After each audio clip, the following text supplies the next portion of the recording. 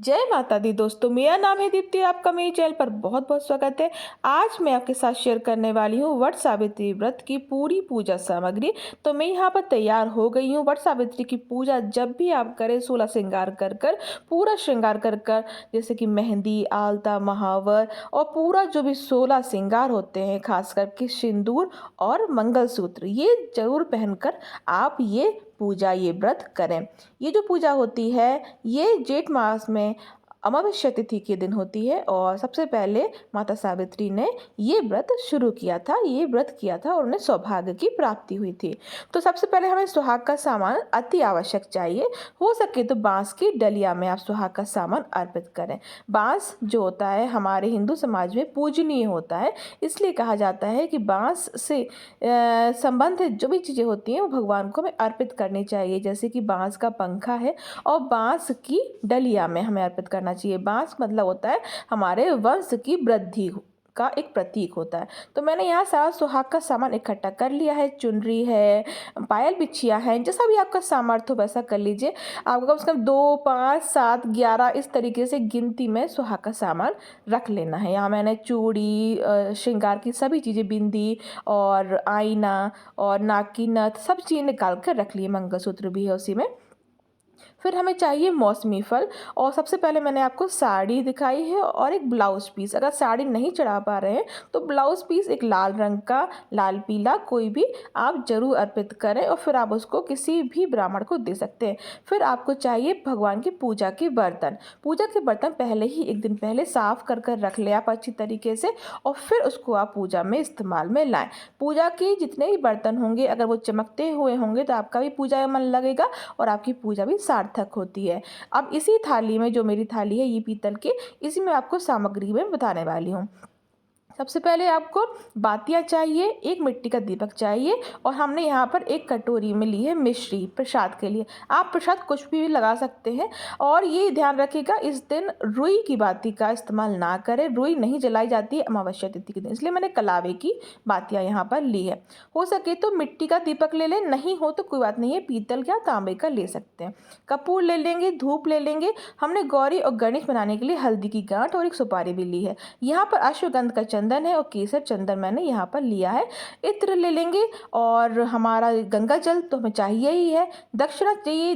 दक्षिणा आप अपने सामर्थ्य के अनुसार निकाल सकते हैं, लेकिन दक्षिणा निकालना बहुत जरूरी है, जिससे कि बाद में आप किसी पंडित को या ब्राह्मण को दे दें तो आपकी पूजा में जो भी कमी होती है उसको पूरा कर देता है, ये पूर्ण हो जाती है। और अब हमें चाहिए यहाँ पर जो कलावा, मेन चीज़ होती है कलावा बांधने के लिए। अगर आपके यहाँ कच्चा सूत बांधा जाता है तो कच्चा सूत भी आप ले सकते हैं, पर हमारे यहाँ कलावे से ही बांधा जाता है।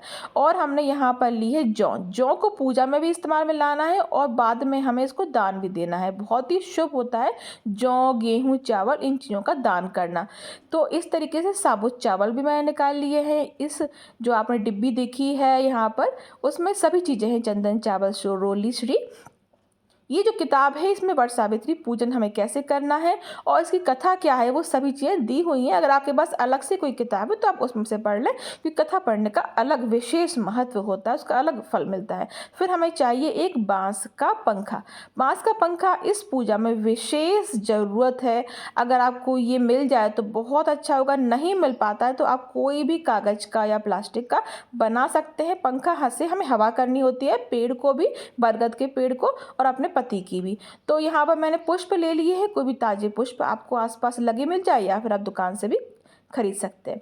तो यहाँ पर मैंने पुष्प ले लिए हैं और ये जो पूजा होती है ये बहुत ज़्यादा विशेष महत्व देती है। साल में एक ही बार ये वाली पूजा आती है और ये पूजा हमें करनी होती है बरगद के पेड़ की। अगर आपके आसपास कोई बरगद का पेड़ मिल जाए आपको तो बरगद के पेड़ की पूजा जरूर करें। जितना विशाल होगा, जितना पुराना पेड़ होगा, उसका विशेष अलग महत्व मिलता है। अगर आपको ये ना मिल पाए या कहीं दूर हो या फिर आप सुबह सुबह नहीं जा पा रहे पूजा करने के लिए, तो आप एक दिन पहले इसकी डाल तोड़कर लेकर आ जाए, उसको किसी भी गमले में अपने घर पर लगा सकते हैं।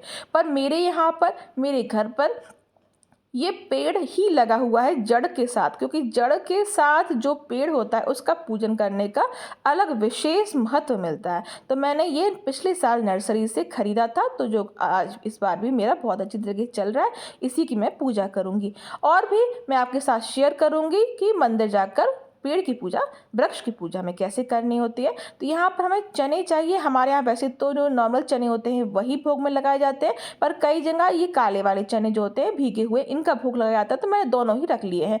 हल्दी रख लेंगे चपोड़ने के लिए, और पूजा के लिए हमें हल्दी चाहिए होती है।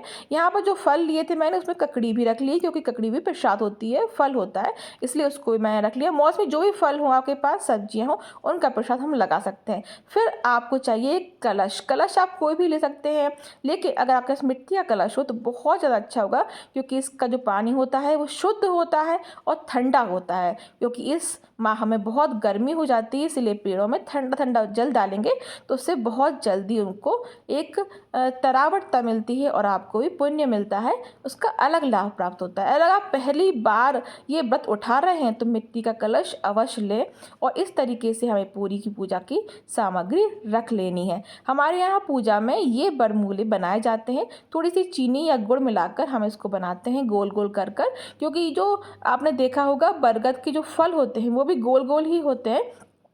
तो अठवाई और ये फल हमारे यहाँ प्रसाद में चढ़ाया जाता है।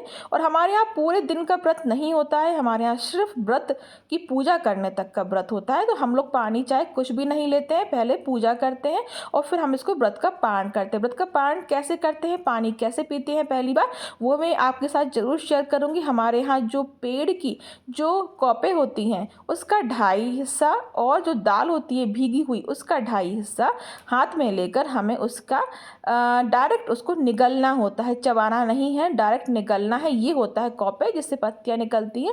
इसको तोड़कर आपको डायरेक्ट, हमारे यहाँ 2.5 हिस्सा करके करते हैं, लोगों के यहाँ डायरेक्ट इसको ही करते हैं, लेकिन इसका ही 2.5 हिस्सा करके डायरेक्ट चने की दाल के साथ हमें निगलना होता है और हमारे व्रत का पारण हो जाता है।